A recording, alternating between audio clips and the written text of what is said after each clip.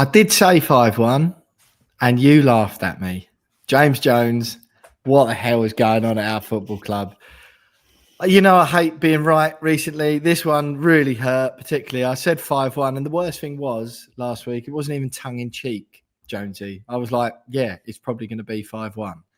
I heard on the radio that the odds for Chelsea to score 4 or more goals were like 4-1. I was like, that is the easiest money you'll ever earn.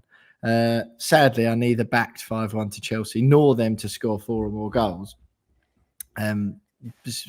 Not a betting man, really, as I am on the whole. I don't know where to start, James, really. It's Bank Holiday Monday. I've dragged you away from the pub in order to do a West Ham podcast. I can tell you've got the ump about it. Alex has deserted us and gone on holiday, so we've got to edit it ourselves. The ignominy, whatever the word is, of that. It's not good. And as we're a very family-friendly, brand-safe podcast, as you know, you've had to get all your swearing out before we hit record. But yeah, the sun's out. You and I are inside talking about that shower of rubbish, as you just labelled it. So best get on with it. How's it going? I mean, it's not going very well, mate. If I'm completely honest with you, because I've been back in Essex all weekend. I came back on Friday for the game. Yep. A good day out Saturday. Jolly good day out Saturday. Yesterday was. We met up on Friday, didn't we? We did. We had a pint together. Lovely pints, and then pre and post, and then I went out Saturday with some old mates. Had a jolly good time. Sunday was a write-off. I went for lunch with my mum, but I was a little bit ropey, understandably. And then today she's driven me back to Bury St Edmunds, and I came home. There was no one here, and I went, right, well, I'll quickly write my BBC column, get that out of the way. I have a lot to say. Yeah, 200 words. You got to keep it to, haven't you? Well, I've been pushing it to 350. To be fair, just I've got a lot to say. So, and then I looked out the window and I went, well, it's a glorious day. We've not got many summer's days left before. We don't get autumn these days. It's just winter, isn't it? So yeah, we'll just wake up one day with a tan from the day before and it'll be snowing. Yeah, exactly. So I looked out the window and went, well, this is a glorious day. I've done my work. I go to the pub. So I went to the pub and I was sitting there and I was going, I should probably message Will because I'm now 3 pints deep. And it's likely that we're going to have to do a podcast today because we've got a game on Tuesday night. Yeah. And then as I was thinking that very thing, you phoned me and you were very insistent that we should do it. So I said, okay. And then I've come back and I'll likely go back to the pub later on after this, just to soak up the last few rays before I wake up and it's overcast tomorrow. And I don't really want to be sitting here inside with the weather's like that outside, moaning about what is quite frankly a disgrace, quite frankly. So yeah, I'm not pleased, but you got to do it. Sadly, James, we've got lots to cover. We have. One thing, first of all, we'll obviously we get quite a lot of feedback, don't we, on the podcast via comments and on the Patreon from all over the place. Frankly, got a bit of live feedback the other day. My dad was on site, cracking on with his work as usual. Usually a Radio 2 listener, and I think it's probably Jeremy Vine banging on about some other inane rubbish when the world's falling apart around him and he's bothered about what colour ketchup labels are or something like that. And he's, whipping up fury among the good Radio 2 middle-aged listeners of Great Britain. And I think it was probably one particularly insufferable topic or guest that Jez had on. And my dad was like, no, I can't do this today. He said, I know what I'll do. I'll flick on the We Are West Ham podcast. Somewhat sort of disheartened to learn that he was sort of telling me as if it was like a special occasion. Rather than that he may be a regular weekly listener. Very disappointing indeed. But by all accounts, the podcast went on. A couple of the guys who work for, or one of the guys who works for him, was Stuart. Shout out Stuart. was listening along, thoroughly enjoying it. West Ham fan himself. A couple of the other guys from site, the other trades, sort of ended up apparently gathering round. And there was a small audience for 10 to 15 minutes listening into the We Are West Ham podcast. Two of my favourite bits of feedback. Who's the miserable one who keeps banging on saying we're definitely getting relegated and this is awful? And Dad proudly announced that was his son. And another comment was, they don't exactly sort of stay on topic about football all the time, do they? Do you blame us? Do you blame us at the moment? Christ. Exactly that. So, shout out to Blue Water Tiling, my dad's firm, and Stuart who works for him, and any of the other lads on the site. I believe in Billericay, who was listening in. Hopefully, we've got about 3 or 4 extra listeners this week, Jonesy. And if you're one of those, feel free to get in touch. Or if you really like it and you like the podcast a day earlier than everyone else, and you like it without adverts, patreon.com/We Are West Ham podcast for less than £3 a month. Great transition, mate. That was wonderful, little natural. Yeah. I work for an advertising agency. Kudos to Rob, by the way. He's just had a notification flash up on my phone recently. Our latest Patreon member. Hello and welcome. Thanks for joining the club. He said, I'm a long-term listener, so the least I can do is subscribe. I admire that attitude, Rob. It's less than £4 a month, I think it costs. If you fancy it, get stuck in. That was some of the feedback, Jonesy. The podcast's still going down well. I had a sort of a James Jones-esque Twitter adventure over the weekend. I tweeted during the game. I was sort of, Dad and I, and you and I joked after the game, didn't we? That we were going to stay in the ground to beat the crowds. Didn't want to leave London Stadium between 60 and 70 minutes because we'd get caught in the rush. Thought we'd just wait in the stadium with the other 7 people who were sticking around for the grimness. And I tweeted during the game. Now, I'm quite keen. I think we'll get into this a little bit on the podcast tonight and a bit more generally. I'd like to elaborate on this a bit more this week. You and I both went on the radio on Saturday morning. You know what it's like, don't you? Sort of whenever West Ham, something's going particularly badly. We were discussing this on Friday, weren't we? Our phones start buzzing from radio and TV stations up and down the land with requests for comment from West Ham fans who are in the know. But I like to think we're a little bit measured on such topics. My tweet, this tweet I'm about to read out of mine.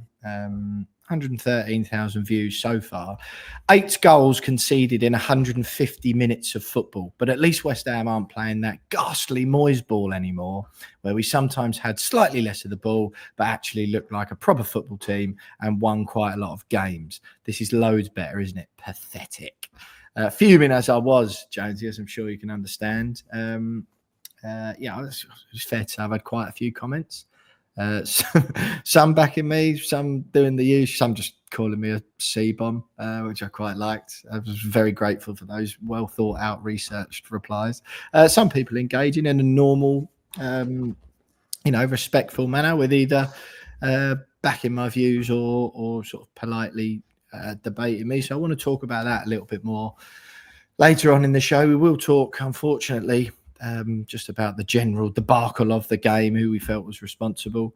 And there was an excellent article in the Observer this weekend, George Sims, sort of pointing the finger a little bit more at the owners. And we're trying to get hold of George to bring him on the podcast this week to have a chat. I think that would be extremely interesting. We're going to try and do it as part of this, but I think it might work quite nicely as a sort of standalone episode. So I've just dropped a line to George. Hopefully he gets back to us. It would be good to talk to him. One bit I found particularly interesting. He was just sort of talking about how basically it's not wrong for the fans to want more. And despite what people may think of my views on David Moyes, I totally agree with that. And he feels, as lots of fans do, and you're sort of starting to sense that anti-owner sentiment, anti-board sentiment coming back out again. James and I will have a chat about that as well today, about the Chelsea game. We'll read out some of your comments and messages, some of the replies that I got to that tweet. I'm at William Pugh _ if you fancy going to check me out yourself. The podcast is at We Are _ West Ham on Twitter. It's We Are West Ham Pod on Instagram. Do subscribe to the YouTube channel. Just search We Are West Ham Podcast on YouTube as well. You see videos from all the podcasts that we do on all of those forums, actually, and just generally get stuck in on the DMs with me and James. So that is all coming up. Don't forget as well, like I said, whether you're new or old or existing, patreon.com/We Are West Ham Podcast. Less than £4 a month. You get the 2 podcasts a week, a day earlier than everyone else, and there's no adverts on it. So that's good news. And James, just one bit of big news before we get into the main body of the show. I am delighted to announce that for a 3rd season running, Miriam Errington of Adelaide, South Australia, Miriam Errington Conveyancing, her firm, have agreed to partner with the We Are West Ham podcast for yet another season, which is simply delightful news, James Jones. That's incredible news. Thank you to Miriam for backing us again for a 3rd consecutive season. It's when you told me that the other day, I was absolutely buzzing with that. So yeah, thank you to Miriam. Shout out to Miriam. A big shout out to Miriam. Silver linings, I think those are called. Yes. Around the darkest of clouds. So yeah, but absolutely delighted. As we've said, the past couple of seasons, there are financial costs that are associated with producing the podcasts, sort of invisible sort of stuff. Alex as well, who's come on board, is as a talented young man, and it's time consuming, and stuff that requires talent and time costs money. So there's cost there, there's licensing platforms, there's lots of invisible things, and frankly, me and James wouldn't have been able to do the podcast. We wouldn't have done it last season and the season before, and if we're being brutally honest, this season as well, without Miriam's support. So thank you so much to Miriam for backing us once again.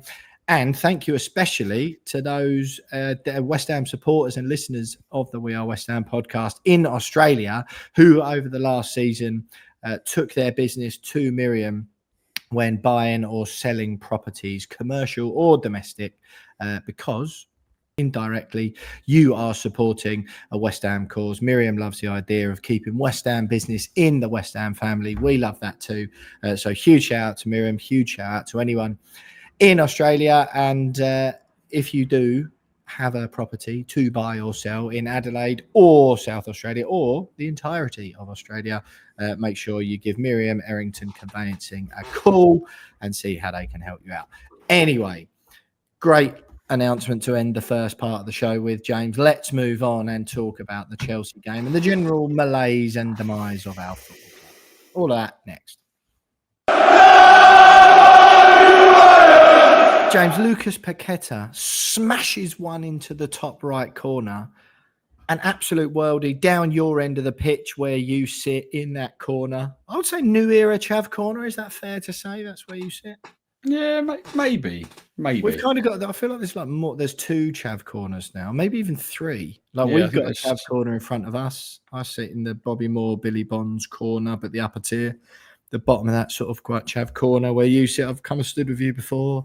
Very Chav corner. And even the corner in the lower tier of the West Stand by the away fans before they put that ghastly wall in.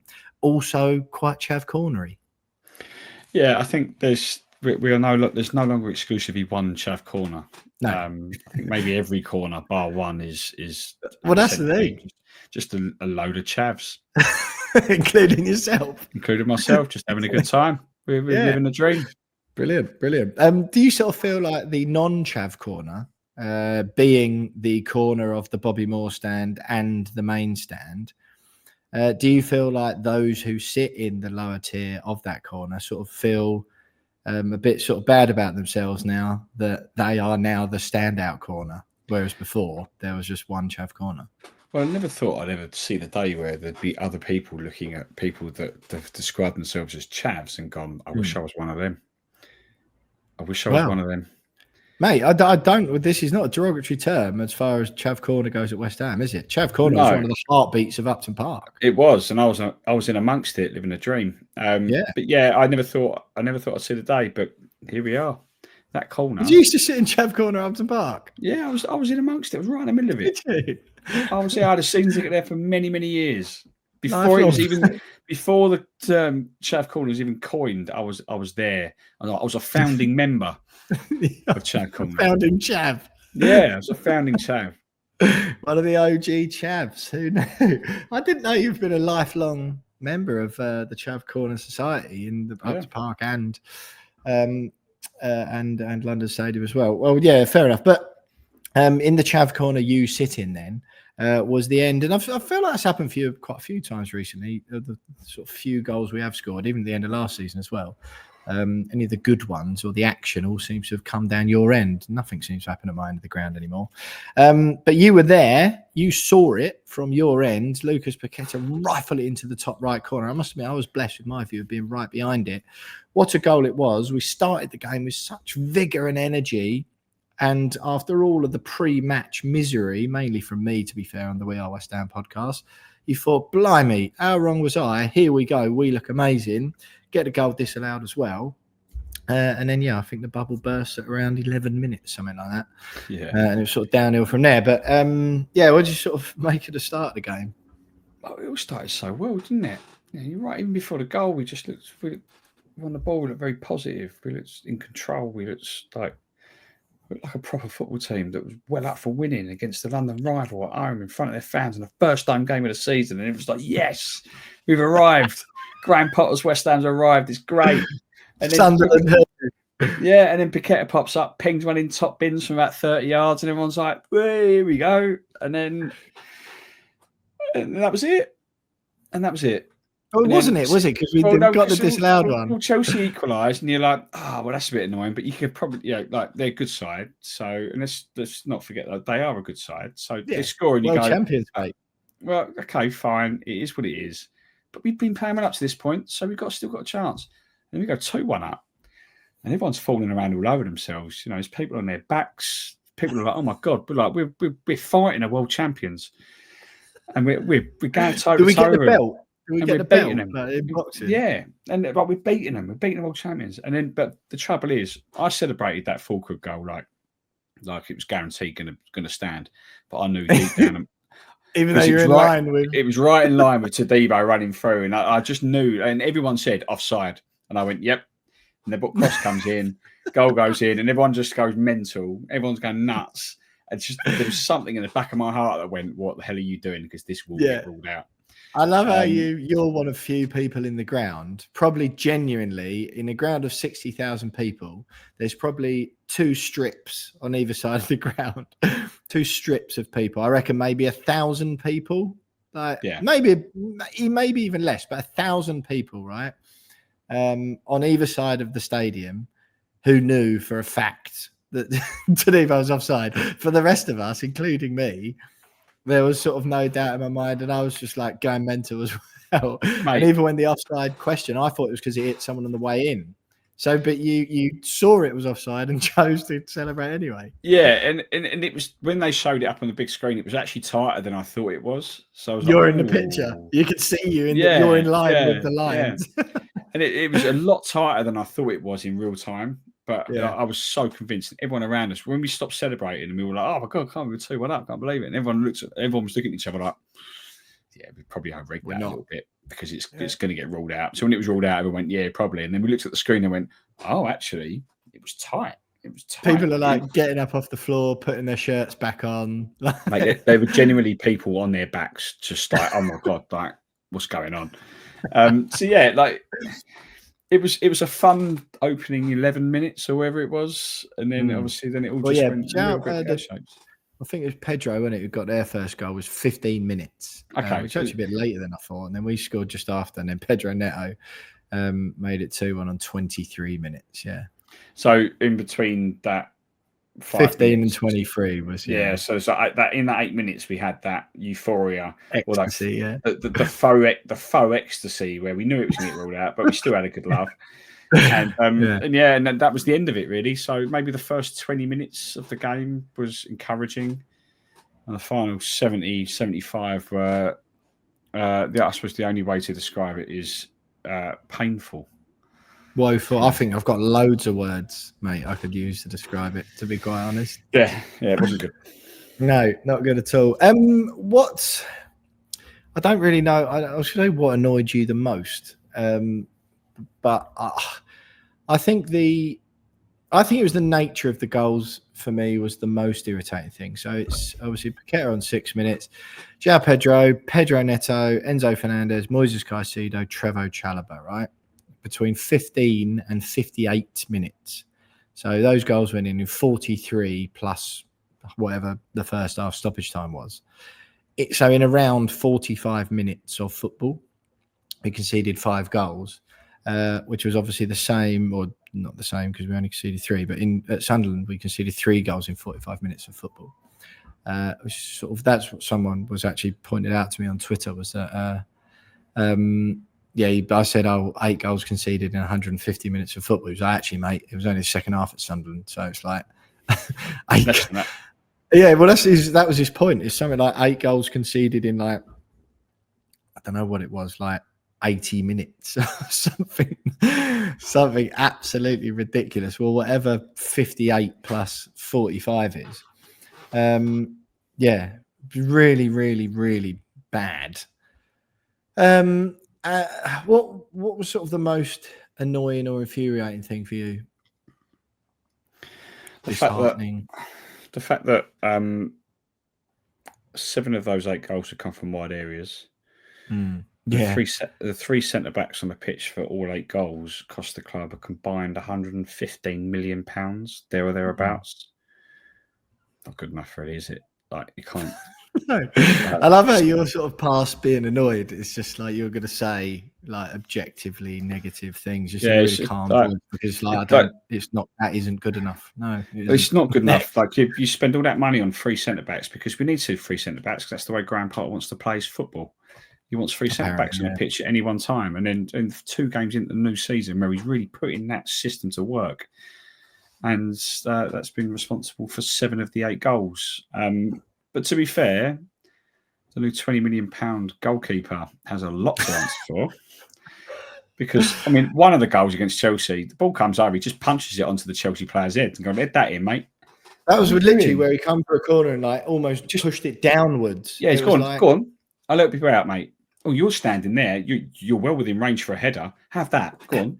Knock that one in. Let's see if you can put that one in. There was one, I think. There was 2, weren't there? So I think it was... Is it the Chalobah one? No one will be surprised to hear, and they may think it's a prerequisite for being a We Are Sam podcaster, that I'd watch the highlights back. It was of no surprise to you. I watched them back on Friday night after the game, but I haven't watched them back again since. It's absolutely no inclination or interest in it whatsoever. But from the game, there was 2, wasn't there? There was that scrappy one. I think it was Caicedo was the one where Hermanson literally were like, it was coming over, and rather than like tip it up, or rather than catch it, which would have been nice, or then if you can't catch it, is punch it up and away is the option 2. He almost was like, oh no, that's going to be a bit high for you to reach, Chelsea player. So I'll pat it downwards. Yeah, that was what really confused me. It was like fantastic assist. Unbelievable. I just don't know what was going through his head. Like, but even the 5th goal, the Trevoh Chalobah one, he's flapping about. The ball, there's a bit of a melee. The ball's come over. He's flapping about. He's in no man's land. Like, I don't understand what's going through his head in that moment. Is he panicking? Going, oh, I've already made one mess up. I better make up for it by going back into no man's land and trying to save everything. And he's lost the plot again. And like, we keep being told that £20 million is a great deal for this goalkeeper because he's very good. With his feet is always the little caveat, isn't it? Yeah, it's like, so basically we've stopped a goalkeeper that can stop, that's a good shot stopper but can't pass the ball, with a goalkeeper that's not a good shot stopper but can pass the ball. It's like, can we merge them? And then suddenly we've got the world's best goalkeeper. Yeah, I still think given the choice, I mean, in this day and age, it's fair to say, I think, that if you can merge them, you get David Raya or Edison or Allison, who cost £80 million plus, right? As in, that would be their market value now. So therefore, I sort of feel that the further you go down the market or down the amount of money you're willing to spend on a goalkeeper, the more one of those two attributes, i.e. footwork or handwork, we'll call it, the more one of those has to dip. Yeah. Given a choice, James, I'd rather my goalkeeper save stuff because he's the only one on the pitch who can be good with his hands. There's 10 other blokes, well, not for us, who are supposed to be good with their feet. Yeah. I understand the tactical benefit if you want to play that style of football of having a goalkeeper who is competent with the ball at his feet.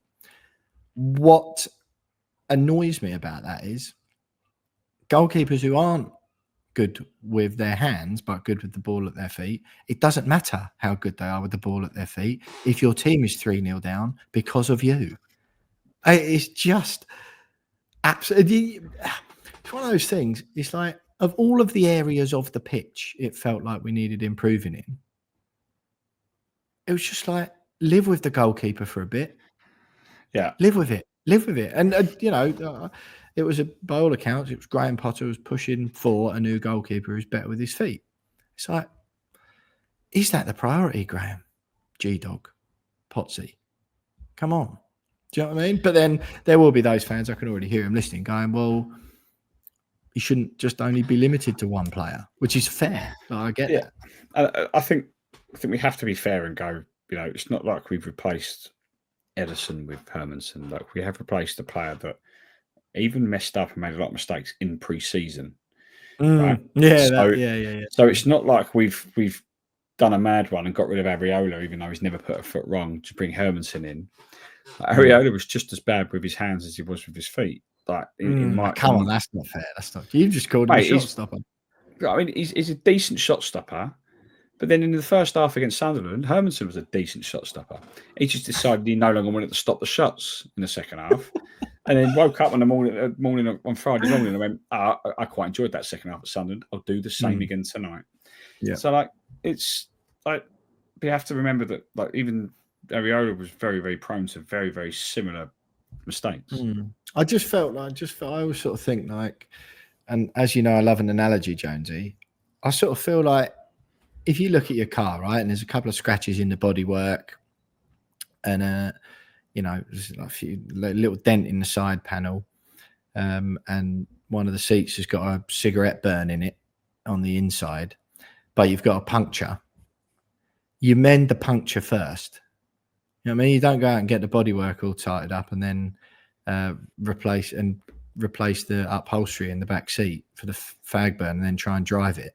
You just you sort out the puncture. Do you know what I mean? And I feel like Areola was he's the cigarette burn or maybe the dent in the side panel. He wasn't the puncture. Do you know what I mean? Like, midfield is the puncture. Go and fix the puncture that is the midfield.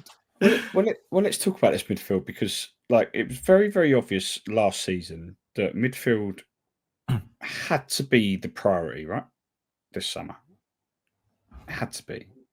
In my mind, I'm looking at it going, for a Graham Potter team, probably, yeah.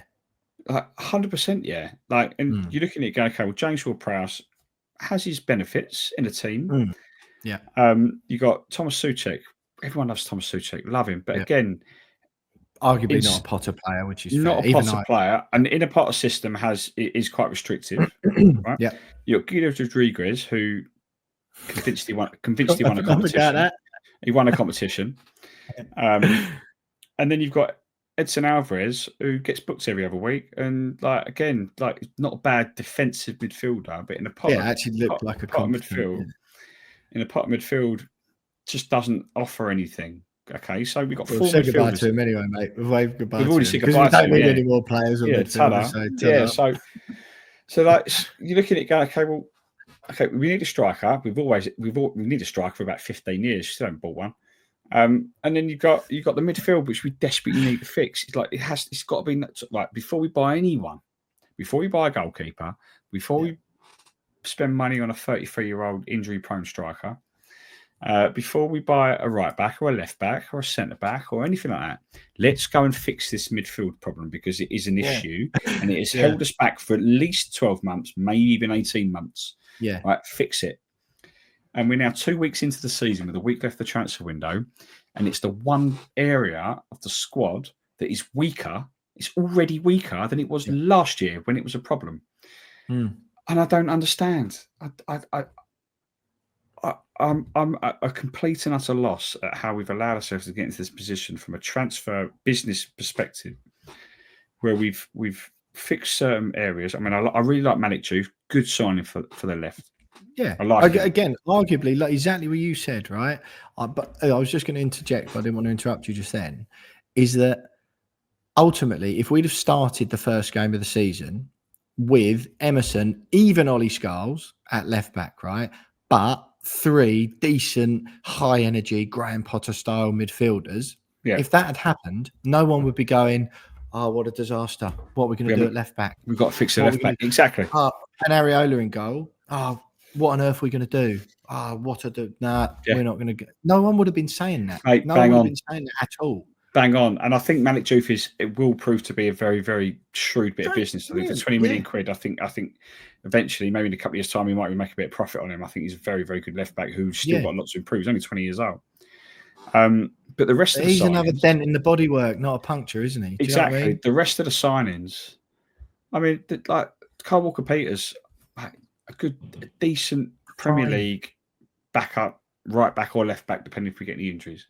That's Callum the Wilson, signing of a club who are happy finishing 12th, as is Callum Wilson. Callum Wilson is a scratch your head, what was the point move. Yeah. And then obviously Todibo, we were obligated to buy him, sadly. And no, but at least he's like bodies. I think he's fine. I think he was all right. He's okay, he's all right. He just can't finish. He can't do 90 minutes, which is annoying. Like he gets subbed off every game. Like, come on. But elsewhere, it's like, why are we still lining up with James Ward-Prowse and either Guido Rodriguez or Thomas Souček in midfield in a system that relies on keeping possession? I don't understand. And then you've got on the bench to replace them. You've got Andy Irving, cult hero. A cult hero for all the wrong reasons. And like I just don't. It's baffling me. And we've got it's got 5:10 on Monday. So this time next week, the window would have just closed. It would have closed for 9 minutes. And we've got to fix that midfield in less than 7 days now. 7 p.m. it shuts out, I think. But yeah, was it 7? Or was it 5 or 7? Okay, so right, this time next week, we've got 2 hours to go. Less than 2 hours to fix a Premier League midfield that has aspirations of finishing in the top 10 of the Premier League. Yeah, it's a problem, in the last week. It's a problem. It's a real problem. I agree. I'd just like to note a couple of things. That I totally agree with you. All the goals going in from the side of the pitch, very annoying. The one thing that just summed him up, right? Paqueta hits an absolute screamer, goes over to the fans, absolutely giving it kissing the big badge, ones. Yeah, kissing the badge and all that. Sort of, it seemed a bit of an expression of his relief and the gratitude and all that. Sort of people reading quite an awful lot of stuff from one goal celebration. And then I can't even remember which goal it was for, if I'm honest. And Diouf does give him a bit of a minging pass, okay? When he gave the ball away on the edge of our own box and Chelsea score 4 seconds later. Again, arguably a foul on him, to be fair. Quite a robust challenge, I think, from Chalobah, but again, not enough. And it was an absolutely honking touch, right? It was not a great pass from Diouf, and it is a bit like, Jesus, mate. But Paqueta can easily just lay it back to him. He's got enough quality, hasn't he? Just knock it back to him. Yeah, cushion it back and let him smash it up the pitch. Instead of that, he doesn't have a clue what's behind him, and then turns into trouble, loses the ball. God knows how many times we said that last season. Everyone's giving him the excuse then. This season, no excuse anymore, mate. You're supposed to be playing with the shackles off, as it looked like you were when the first goal goes in.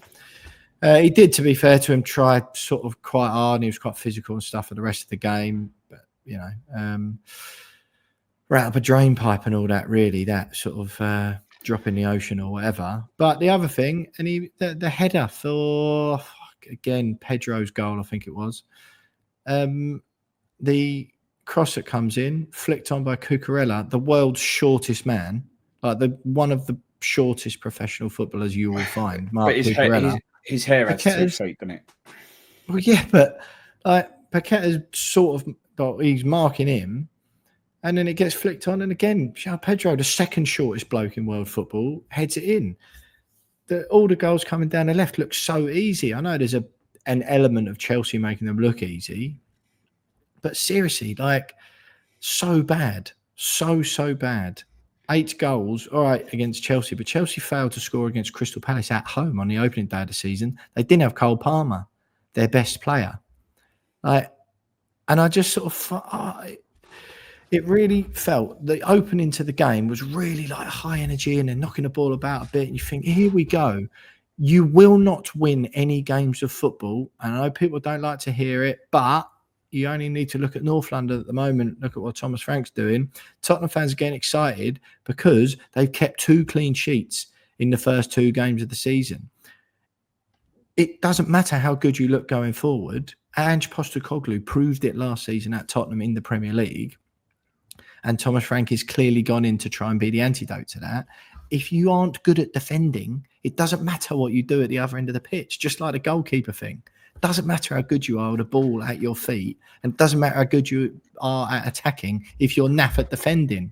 Yeah. Like, we're not that good at attacking, unlike what Ange Postecoglou tried to do or what Newcastle tried to do in the 90s. We're not that good at attacking, whereby we can stop caring about defending. It's like infuriating. It's funny you should bring Ange up, because I saw a report earlier that Ange Postecoglou is looking at a return to the Premier League and would be interested in replacing Graham Potter at West Ham. And I'm going, oh my word. Like, I don't know. But I agree. I think I said to you in the pub after that, I think Lucas Petr was our best player on the night. Because he was one of the very few players on the pitch. Yes, right, goal aside, I mean, unbelievable goal. Goal aside, he was the only one that was actually low bar, James. I would just say sorry, but he was physical. I agree with their goal. I think it was their second goal where he was. I don't think it was a foul. I think he was very, very easily dispossessed. Yes, it was a bad ball and it was a little bit bad touch. It was a honking touch. It was a bad touch as a result of the bad ball. But he still was very easily dispossessed on the edge of the area, and he milked it a little bit. It wasn't a foul. But for me, he was probably our best player on the night. But you're right, the bar was very low. But on the flip side, going, okay, well, all that aside, I thought Chelsea were good, even without Cole Palmer. I think they're very, very good this season. They barely had a pre-season, and that Esteval, what a player! I really like him. Like, lovely looking player. Sure. Really like him. And a Chelsea mate of mine 2 weeks ago, he said to me in the pub, he said, I've just watched this in pre-season, and that front three of João Pedro, Esteval, and Cole Palmer is devastating. And without Cole Palmer on the pitch, we just sort of delap João Pedro and Esteval. Was impressive. And it's like, okay, they're a good side, Chelsea. Yeah. They probably would have beaten us anyway. But to then, like, basically capitulate. It end up being 5-1 when we've gone 1-0 up. We've had a goal disallowed for offside. And the moment that goal gets disallowed for offside, it's as if they go, well, we've done it. At least we tried. We had a go. We scored. We had one disallowed. It's a little bit disappointing, but it's all right. We'll just go again next week. Next week, we're not in the Forest away. So, obviously, they're in total turmoil as well. But Chris Wood's going to score about 9 against us. He's going to have a laugh. He's going to hit the 100 club next week, and it's going to be brilliant. Did you see that thing on socials the other day, which was like, Chris Wood is 13 goals away from hitting Didier Drogba's Premier League record, and a West Ham fan had quote tweeted it and said he'll do that next week. Yeah, and I wouldn't be surprised. The geezer's going to score loads next week. Yeah. I don't know, mate. It's just the whole thing was just a massive disappointment. Just like, I rocked up there and I had a little bit of hope that, okay, the first weekend of the season at Sullivan was annoying. It was disappointing. The first half we looked good. Second half we just fell apart. But it's a difficult away game against a newly promoted team. It's not been in the Premier League for 8 years. Stadium on March buzzing. Yeah. I wasn't surprised we lost the game. I was disappointed that it was 3-0, but I wasn't surprised. Yeah. But I had a little bit of hope that potentially like we could rock up on the London derby under the lights on a Friday night at home and maybe cause Chelsea a little bit of problems. They've only had 3 weeks of pre-season. Like, right, let's just give them a little bit of trouble. And we did for the first 15 minutes. It was like, yes, this is great. And then they just gave up. And that's, for me, that's the biggest problem. They gave up after 15, 20 minutes. And I'm very concerned with that.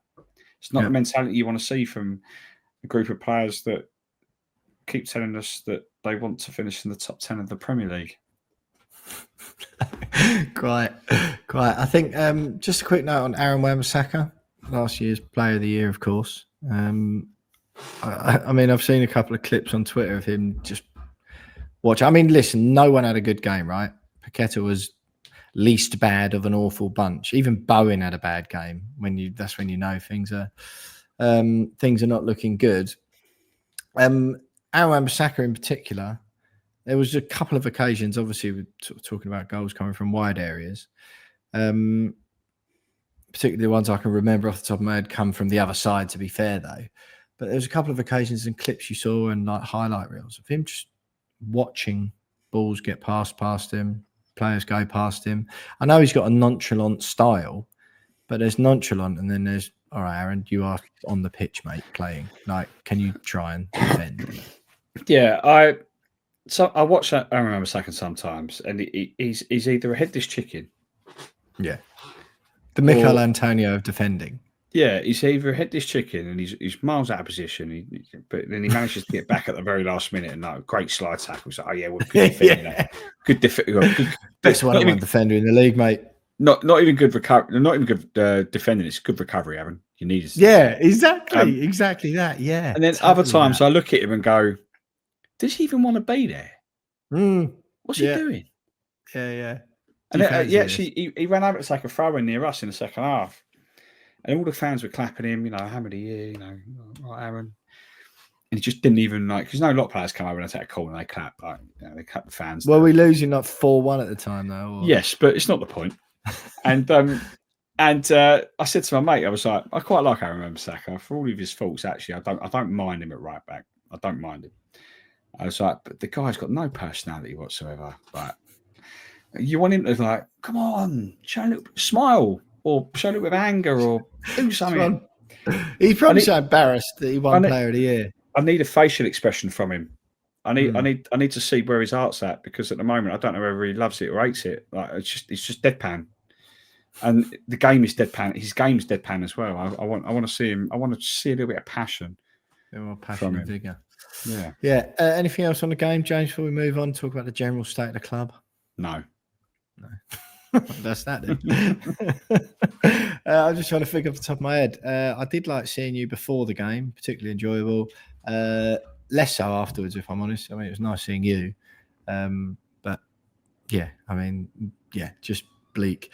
Anything else in the game? No, I don't think there was really. Just again, the atmosphere was sort of fairly good before. Lots of fans trying to make an effort this season, which I admired. But again, the sense of just apathy, and I think that's what it is the resignedness of the fans and of it all. It was like there is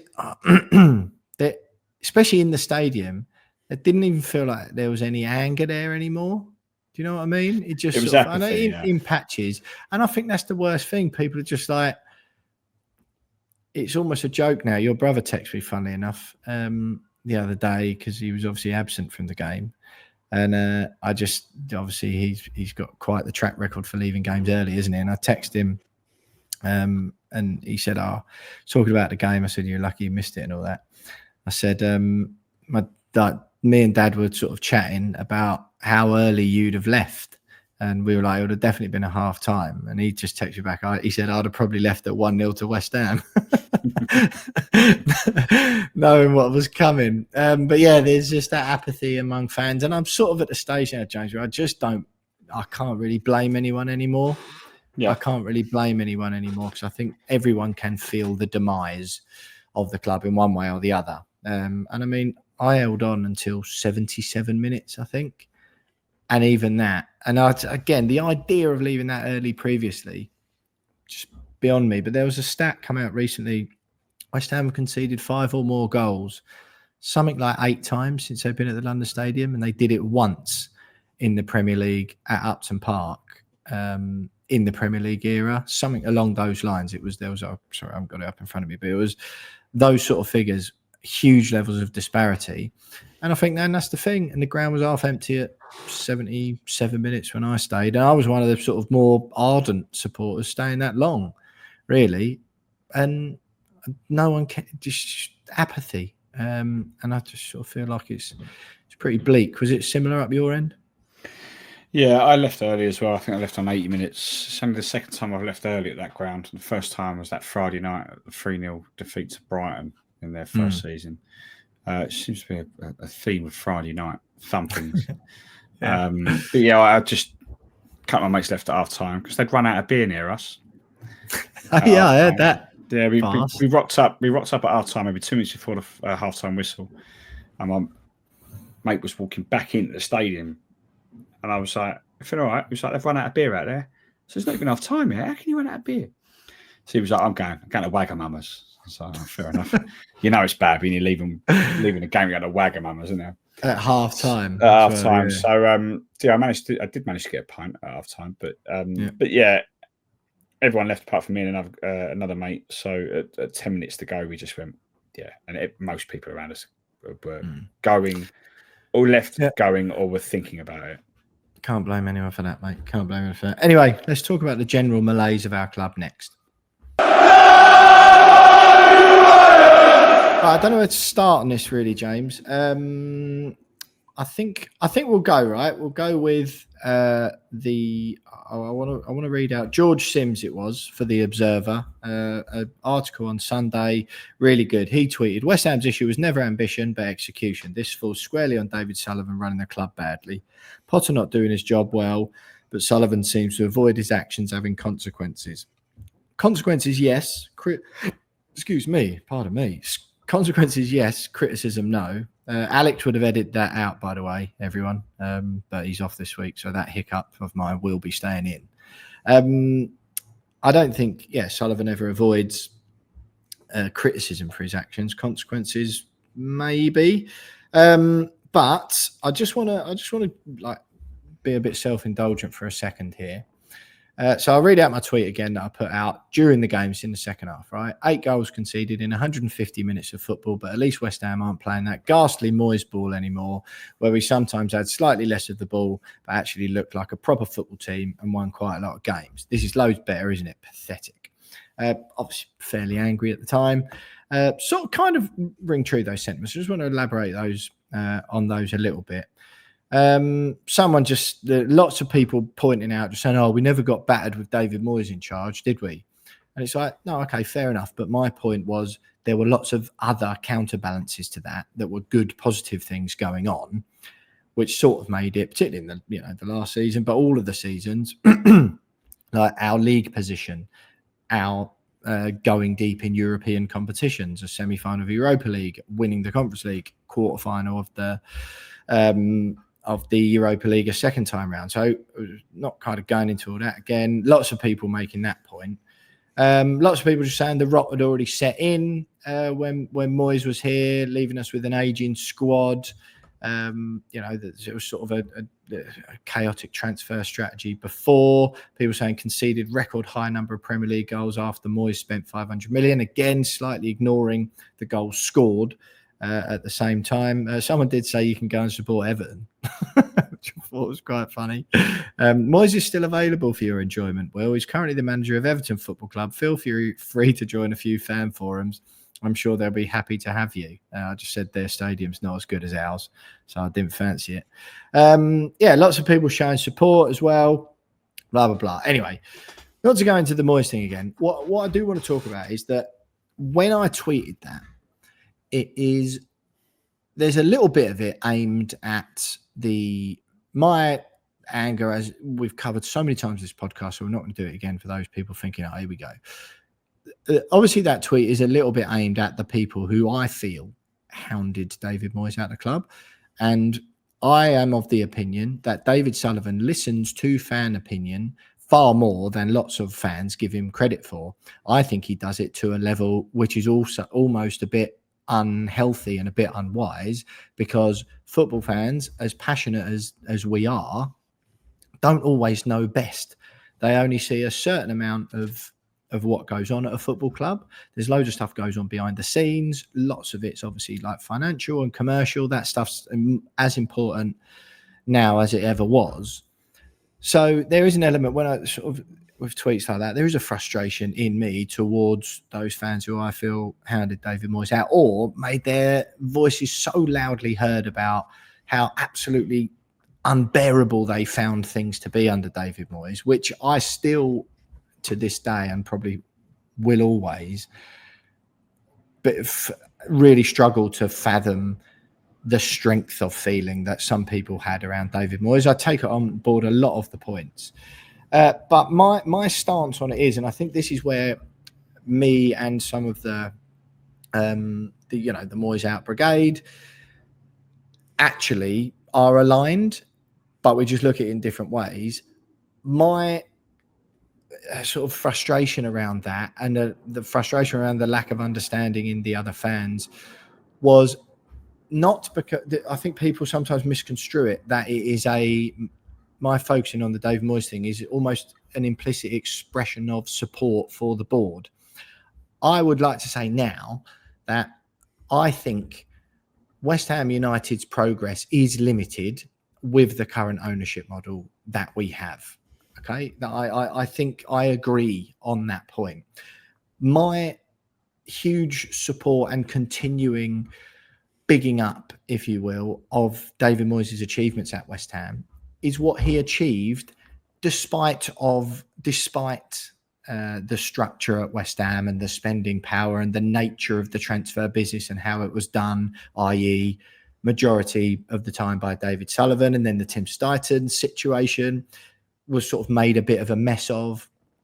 That's why I'm so pro David Moyes, because I think he was what he achieved was amazing in spite of the owners or the ownership structure and the way the club's set up and the way it does its transfer business and all the other stuff that comes with the way West Ham is set up as a football club. I think people go, oh, why aren't you pointing your ire at the board rather than at fellow fans or whatever? My stance on the whole thing is, yeah, I think West Ham's ability to improve is limited by the owners, but I just think they're not going anywhere. I don't think they're going anywhere. And I think that Karen Brady did a interview on TalkSport last weekend, which most people will have heard, in which she was asked by Sean Custis or Henry Windsor, I can't remember which of the two. She was asked, are West Ham's owners likely to sell up? And Karen Brady said in no uncertain terms, no, they're not going anywhere. David Gold's family, of course, are exploring selling their shares. But the message was loud and clear that David Sullivan isn't going anywhere. I think the strength of feeling and the intense nature of the protests previously, that wasn't enough to get rid of David Sullivan. And I think, and lots of fans might not like to hear this, but I think the amounts of money involved are just more important to David Sullivan and lots of the other owners across the Premier League. The amounts of money involved are more important to them than the feelings of the fans. I'm not saying I agree with that. I just think that's objectively true. And unfortunately, at West Ham, the colour of my pound note or James Jones's pound note or anyone watching this who had season tickets at Upton Park or who, before I was born, pre-Premier League, who's gone to Upton Park for 30, 40, 50 years, the colour of those people's pound notes is the same. And that's not, it's quite it's not a nice way of thinking about it, but it is. It's the same colour as the tourists who come in or the people who have only had West Ham tickets for 3 or 4 or 5 years. It doesn't matter. Our views don't matter, unfortunately. I'm not saying they shouldn't. I'm not saying I agree with that. But the reality is they don't. And that's why I'm so passionate about the David Moyes thing, because I just sort of go, we are not going to change the West Ham's owners. I don't believe. I'm not saying that I don't agree or sort of have respect for the people who've tried in the past or those who are potentially thinking about trying again. I just don't think it will make an impact. It didn't before, and I don't think it will again. It rarely does at other Premier League clubs. Protests, I don't think, make too much of a difference. By all means, do them. I think it's good to get the message out there so the rest of the football world knows what's going on. But I just don't think that's the owners are going to change anytime soon. Therefore, I am as supportive as it's possible to be for a manager who works within that structure and who delivers success within that structure. And despite the structure and despite the setup of the club and despite all of the very legitimate concerns lots of fans have and point out about the owners, I just think, I don't think there's that much we can do about that. Therefore, I am keen to see a manager who can deliver glorious European nights and, you know, all of the other X's we've covered a million times, top half of the Premier League finishes, somewhat of a stable football club. That's why I'm in support of someone like that. And it is my opinion that bringing someone in who plays a more expansive style of football with a little bit more possession and all that sort of stuff, that's not the answer. I'm in agreement with everyone who says the problem isn't in the dugout. I'm in agreement with that. I think where the real problem isn't going to change. Therefore, our most realistic and our best option is to support and call for and continue with, obviously a bit late now, someone who can achieve despite all of that. And I think that often gets lost. And I just wish more people felt that way and thought that way.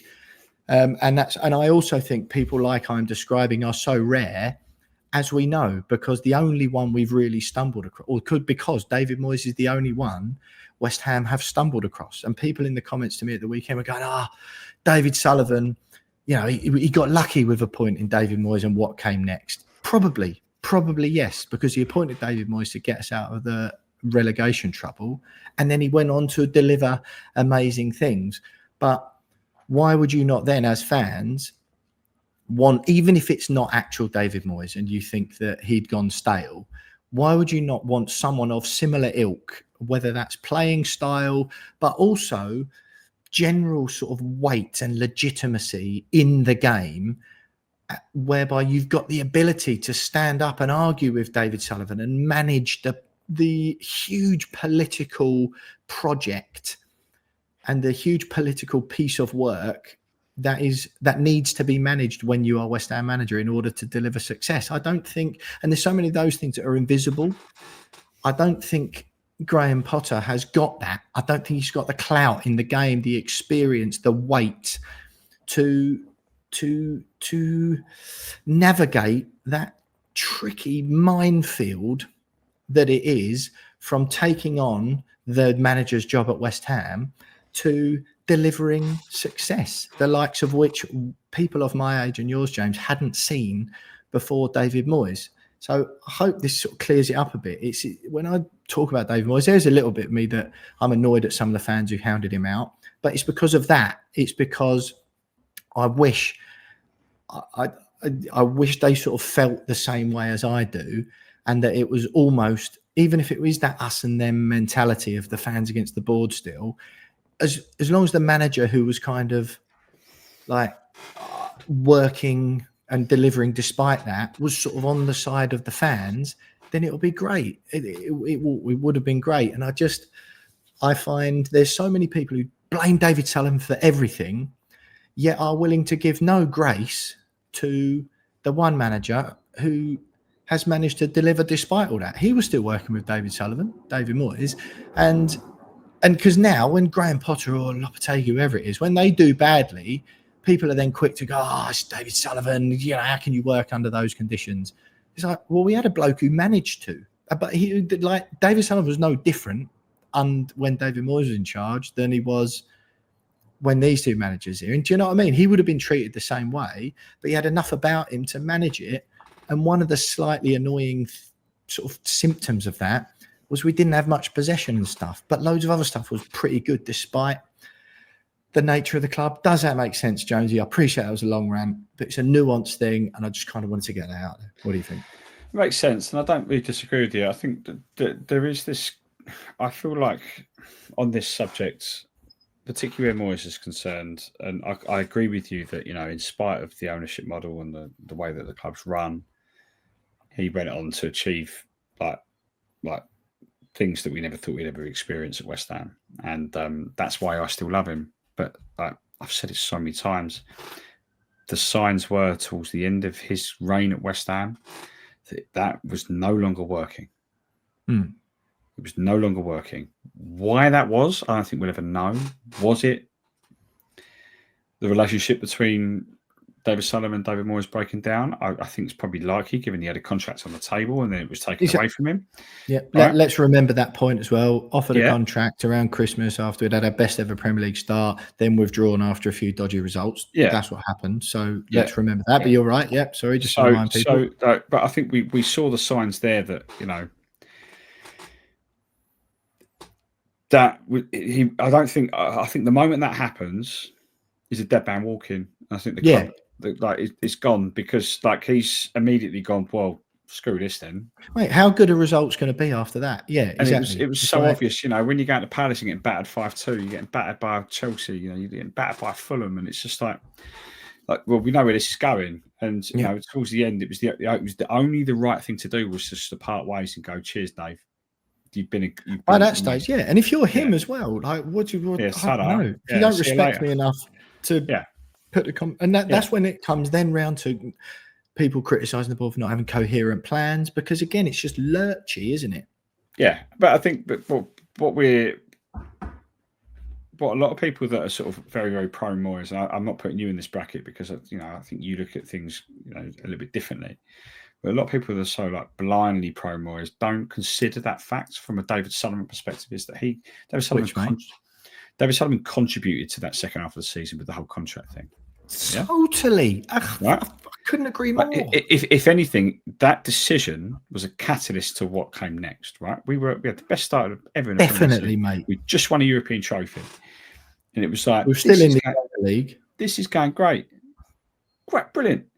Do you know what? I'm going to throw a spanner in the works and see how we get on. And it was just so obvious where it was going to go after that. And, I think we did very, very well that season to get to where we did in the Europa League. And we only just got knocked out by a team that was unbeaten all season. And only lost, their only game they lost was in the final of that same competition. Yeah, exactly. They're unbeaten domestically. Yeah. Yeah. And it's like by Leverkusen, who beat us. We almost beat them in the second leg. Yes, we still wouldn't have gone through because it was 2-1. We almost beat them in that second leg 1-0. Was it apart from a late goal from Frimpong? So we still did so well, really, despite everything that was going on. So that I think, but a lot of people don't consider. A lot of people moan about. I pointed the finger at David Sullivan for that, but then still blame David Moyes for the end of it. And mate, at the end, it was the right time for him to go. I think it was unsalvageable. It was time for him to go. I think that's the spark really that kicks it off, and that's why everyone's kicking off again about Sullivan, because it's like, why are you running the football club this way? We just had the best 3 years of the club's modern history. What are you doing? What are you doing? That's you know what, James? I honestly think the answer to that is, and this is what I'm saying, that the same fans who are so angry towards him go, he doesn't listen. I think he listens too much, and I think that example there is a prime example of him listening too much. Yeah. Or like listening to the fans too much, but then not also having any coherent plan otherwise, right? If you're listening to the fans, which you should do to an extent, but if you're just hearing some of the fans going, because it wasn't all of them, but a significant portion of the fans going, David Moyes out, this is rubbish, blah, blah, blah, right? You hear that as a responsible owner, you'll hear that and you'll go, right, okay. But then you've got to go, right, this is what they want. This is a coherent plan and strategy of how we are going to deliver that next. And this is where we're going to go with it. This is what we're going to do. There's a total void of that, isn't there? And if you haven't got that, then just stick with what you've got and treat the whole contract situation couldn't sum up the whole lack of a coherent plan more perfectly, could it? Where it's like, we'll offer him a new contract. By all accounts, and David Moyes, these are David Moyes' words, which he said on, remind me, I can't remember. He said it on a podcast that the contract he was offered wasn't great. So it wasn't like representative of the achievements he'd made in previous years. He just felt it wasn't great. So it wasn't like a, wow, we're totally behind you, David. Like, you should really, most properly run clubs now, they're a project, aren't they? Right? They're a project with a clear, coherent plan from the top about what that club is and how they're going to try and do things. There's a strategy, right? Exactly. And it's just like any normal, sensible business, there's a structure and a strategy at the top. And then the staff, they hire accordingly, and the staff fit in with that. In football, whether it's a director of football or head of recruitment, some clubs have head coaches, others have managers, less and less so these days. There's different ways of going about things, right? Manchester City and Chelsea are employing own loads of academy products, like academies, and City do the multi-club thing, but loads of young academy players, like buy them young, get loads of them young, almost farm them, pluck off the best ones for yourselves. The ones who are slightly less good, just sell those to other clubs. That gives you a profit, blah, blah, blah. Right? There's a coherent strategy. You hire staff accordingly. Who knows what's the West Ham model? What is it other than sort of like reactive recruitment all the time, reactive management? Like, it's just objectively obvious, isn't it? Just a lurch from, it's basically, we've had the best start to a Premier League season, albeit the football's a bit pants, and I get that. I was there as well. I know it wasn't always super entertaining. But we got the points, right? You don't just get points in the Premier League from being lucky, or it might not have been amazing, but you still have to be in games, do gritty stuff well, be organised. Might always be glorious for people, but where's the coherent plan as a football club, right? You hear, the fans are a bit unhappy with the manager or with the style of play or whatever, but if as a football club, well, we are going with the Moyes model, like the Moyes model, this has brought us success, this is what we're sticking with, then even if that manager was performing badly, you'd get rid of him and bring in another one, wouldn't you? You don't just, it just feels so like a sort of a child playing a computer game where it's like, oh, well, the fans don't like the style of football, so the answer to that is we'll just hire another manager who plays a different style of football, and that'll work. And to be fair to the board, £160 million they spent in the Julian Lopetegui summer. So any of the fans going, they don't listen, they do listen. They listen loads, and they listen too much, in my opinion, because fans didn't like David Moyes. So they just go, well, he's out then. Well, we'll offer him a contract. Actually, a couple of iffy results, and the fans don't like this. So we'll whip that away from him again. We'll let the season totally peter out. And that's all it's all anyone ever talks to me about in my reactions of the weekend is about the second half of the season. Those last 6 months. It's like, yeah, total ignorance of the context within which that was happening. But then as the manager, then you go, right, we'll just hire. And it's always someone who's been in the Premier League before, isn't it? We said this last week, whether it's a manager or a player. We'll just hire Lopetegui. There's no way he would have been hired if he hadn't been at Wolves before. And then Stuyton's come in. And again, it looked, didn't it? The guy and director of football is actually trying to keep up with a modern way that a football club's run. Lopetegui comes, and they did. They spent 160 million. Stuyton wouldn't have been on like no money whatsoever. He would have been on a massive old contract. And so he's listened to the fans, and then it goes catastrophically wrong. And then it's like, we'll just get Graham Potter in. And again, you're just in this cycle now. And if you sack Potter now, what happens? Like, there's no coherent play. Callum Wilson, right? Where does he fit into the structure? What purpose is he serving at West Ham? No one knows the style of play, the structure of the club. No one knows, do they? But my point is, James, and correct me if you think I'm wrong, as frustrating and annoying as all of that is, but I don't think they're going anywhere anytime soon. Do you? No, I don't think they are. I think, I don't think they are. And it would take one hell of an offer to tempt David Sullivan away from the club. I think, like, deep down, a lot of fans know it as well, that as much as there's been this hope that the club is well primed for a takeover because we're in the big city, we've got this stadium, whether it's but that's not appealing to anyone, is it? The stadium, but whether it's fit for purpose, not an asset, is like is a separate argument, really. And I mean, in my mind, just on that, on my mind, if I'm a guy that wants to invest in a football club in the Premier League and I've got a load of money, then I'm looking at it going, well, the government's going to sell that on a cheap because it's losing 30 million quid a year, give or take. So that's a cheap asset that I can buy as part of the football club. And then I've got to potentially knock it down and build a new one, right? And if you only got to look at what Tottenham did with their grounds and the amount of match day even revenue. Everton's the other day. Everton.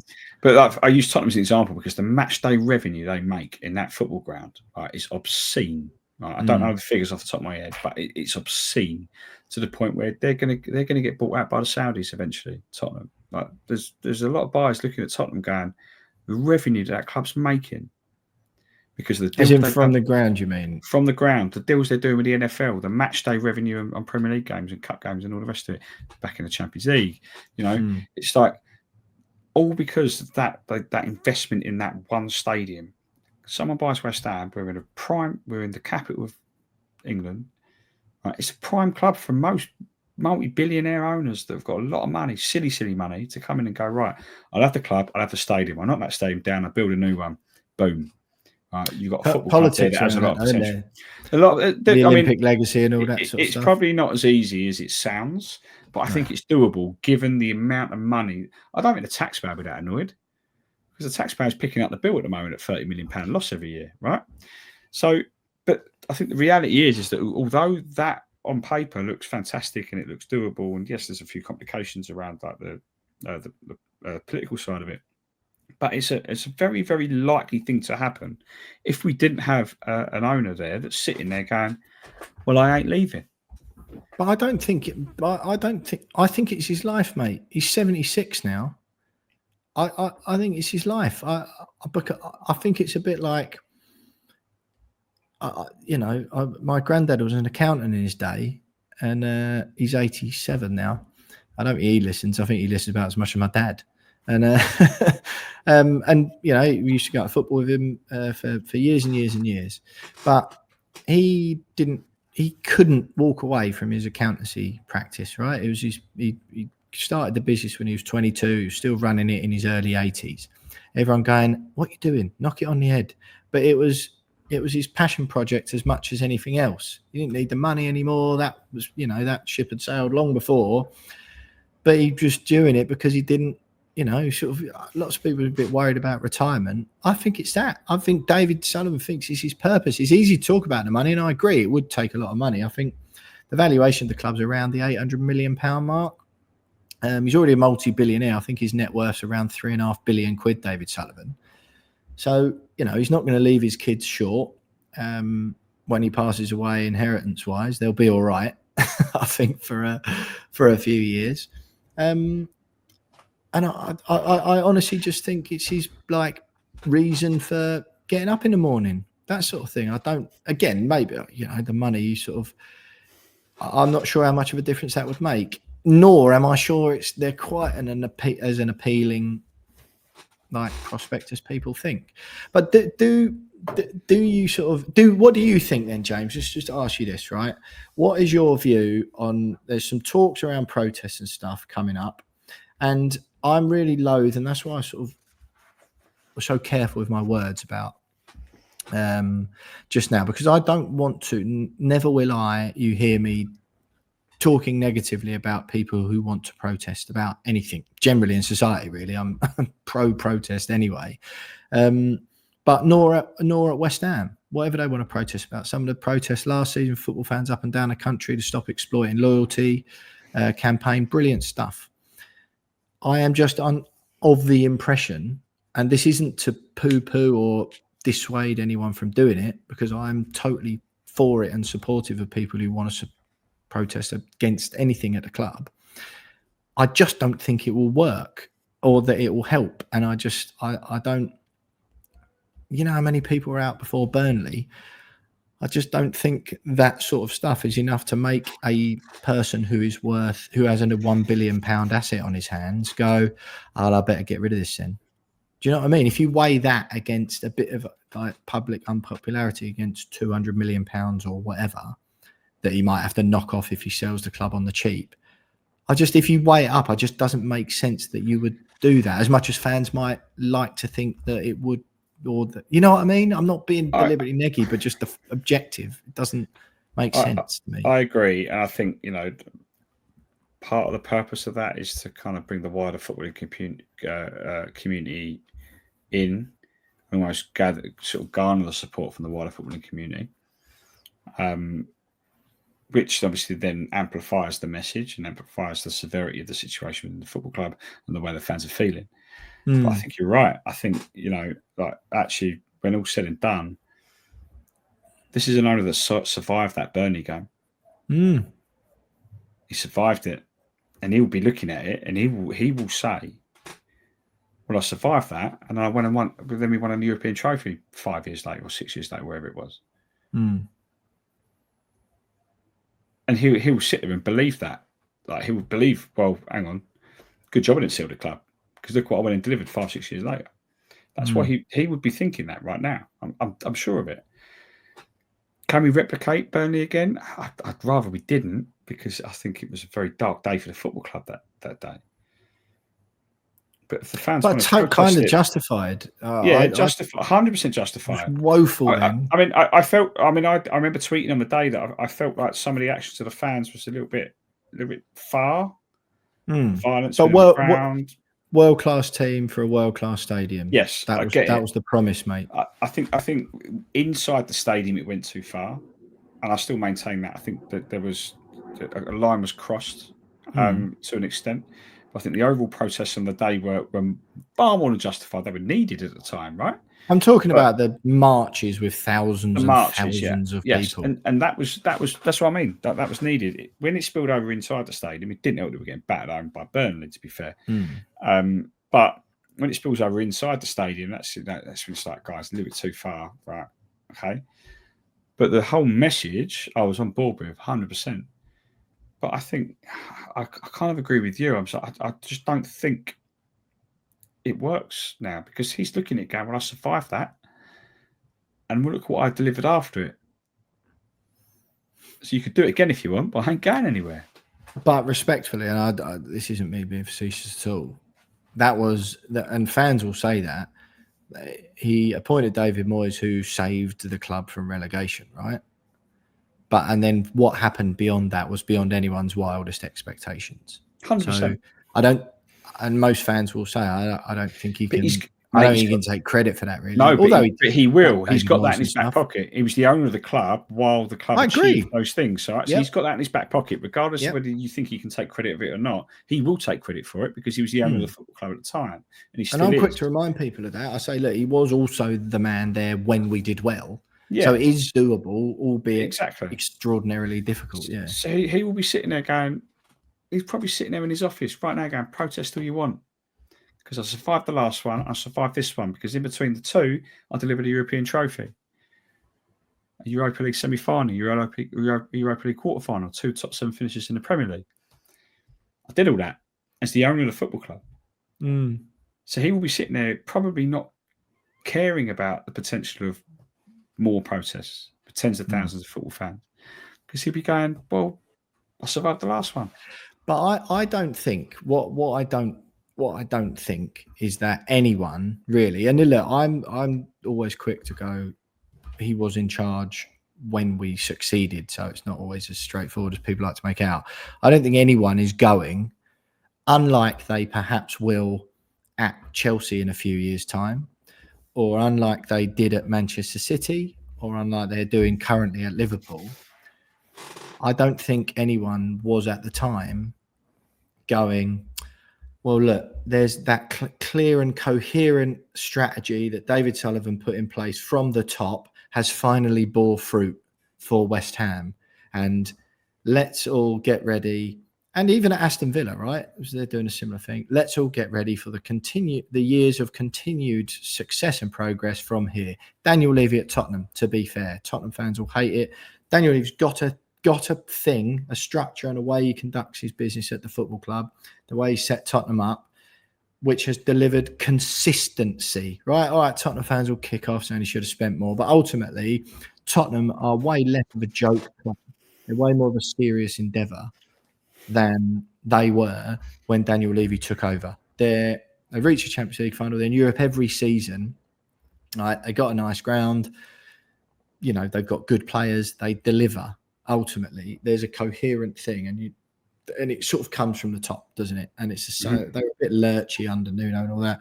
Same thing as Aston Villa, Manchester City, Liverpool. The way they do things, success comes from the top, doesn't it? And I don't think there's anyone going when West Ham won the Conference League or when David Moyes led us to those finishes that he did in the Premier League. I don't think there's anyone going, oh, look, David Sullivan's plan's working. I agree, but Sullivan's argument will be, well, I was still the owner of the football club when that happened. I made that appointment. I brought David Moyes to the football club for a second time, and look what we delivered under that. And that was because it was my appointment. Whether you agree with David Sullivan or not is by the by in this situation. The fact is, he will be sitting there going, "That was my decision," and the results of that decision are clear for everyone to see. 3 years, 3 of the best years we've ever had as West Ham fans. So he'd be looking at a protest going, whether you think it was in spite of me or because of me, this is the reality of the situation, and I'll survive another protest. And it's the sad reality of the situation, mate. Yeah, fair enough. Look, in short, I don't think David Sullivan or the owners are going anywhere anytime soon. Therefore, I feel and think it is a better use of my energies to call for and throw my support behind managers who I think will do well in the current structure of West Ham United. Because I don't think that's going to change anytime soon. I don't think Graham Potter is one of those men. Julian Lopetegui certainly wasn't. If Jose Mourinho becomes available anytime soon, let's have some of that. I think it'd be a right laugh. Anyway, that, James, after you told me that this would be short and sweet, was a 2-hour podcast, my friend. Happy days. No, it wasn't. Sorry, 1 hour, 20 minutes. I don't know why I said 2 hours. What we're talking about. 120 I saw there, and I thought that was 120 minutes. West Ham are going to see 8 goals in that time, by the way. Yeah. 1 hour and 22 minutes. Yeah. The eighth goal's just gone in. Right, let's wrap it up. Come on. Right, we're out. Mads Hermansen picking up the ball out of the net in double digits. Jesus Christ. We've got Wolves away, James, in the League Cup tomorrow night. Do you care? What do you think is going to happen there? No. Don't ask me for a predicted result or score because I have no care in the world. But if we win, I'll be buzzing. Okay. I hope you can forgive us not having an opposition view for the Wolves game, bank holidays and all that. And we felt that this week's pod, and there was enough content to talk about from Friday night's game. Therefore, a little sort of wedged in opposition view in the middle of it wouldn't really have rung true. What do you think then, James? Because obviously we've got Nottingham Forest away on Sunday. We'll chat to a Nottingham Forest fan later in the week. That opposition view podcast will be with you later in the week. They're sort of in turmoil at the moment. Nuno Espirito Santo admitting that he's fallen out of Marinakis. Marinakis not liking it. Talk of Ange Postecoglou coming in, which would be absolutely hilarious. Another club who that would be the ultimate lurch, wouldn't it not? From a defensive manager to a totally gung-ho one. Have you got anything to say about that game, James? I mean, we're obviously going into the game against Wolves off the back of their 1-0 away defeat at Bournemouth. If you've got anything to say about either of those fixtures, say it now or forever hold your peace. Forest game, God help us. I think it's probably the only thing I can say about that because I have no hope. Sorry. No, necessary. I was sort of waiting for the rest. Fair enough. So you think we will remain rock bottom of the Premier League? Quickly, mate. All I can hope for is that if we lose, like another team like Wolves maybe get battered as well, and they maybe go below us on goal difference. Yeah. Other than that. Just having a quick look, Jonesy. Wolves are actually at home to Everton on Saturday at 3:00. So Everton coming off the back of that excellent win, but my new team, Everton, coming off the back of that excellent win at the weekend. Well, I enjoyed that, James. Do you feel it was? I felt it was quite therapeutic. What do you think? What? Do you feel better? No, I don't. No, I actually do, remarkably. Look, thank you for listening, everyone. Sorry I haven't got around to your messages. I'm going to try and get another podcast in later this week. If we can get George Sims to come on, and I might just do it. Might be a solo endeavour because I don't know if I can do it to James to drag him onto the podcast another time this week. But yeah, we'll try and get another one out for you this week. Perhaps we'll do some messages and a bit more reaction from you. But James and I had an awful lot to say this week. Thank you very much for listening. If you've listened the whole way through, or if you've watched it on YouTube, or just seen it on socials, thanks. Do subscribe to our social media platforms at @WeAre_West Ham on Twitter, at We Are West Ham Pod on Instagram. Subscribe to our YouTube channel, please. We Are West Ham Podcast on YouTube. Just search that and you will find us. And of course, the main one, if you like getting stuff early and not listening to adverts during, then subscribe to patreon.com/We Are West Ham Podcast for less than £4 a month, which is hardly anything these days. And you get 2 podcasts a week. You get them a day earlier than everyone else, and you don't have to listen to adverts. What a deal that is. Thanks to all the new patrons we've had recently. There's obviously the community chat as well. We'll do some messages from that and our wider socials later this week.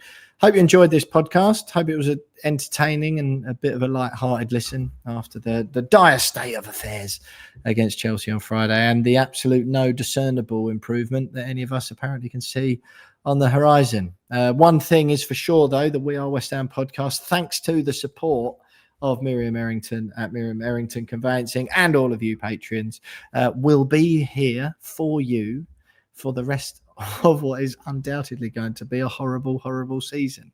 We'll be with you twice a week, and we hope you're grateful of that. If you're not, or any of the people who are in my replies on Twitter over the weekend, I imagine you're not listening. Thanks very much, everyone. Thanks for listening. Out the Hammers, West Ham are massive. If we keep saying it, then maybe one day it will be true again. We'll speak to you later this week.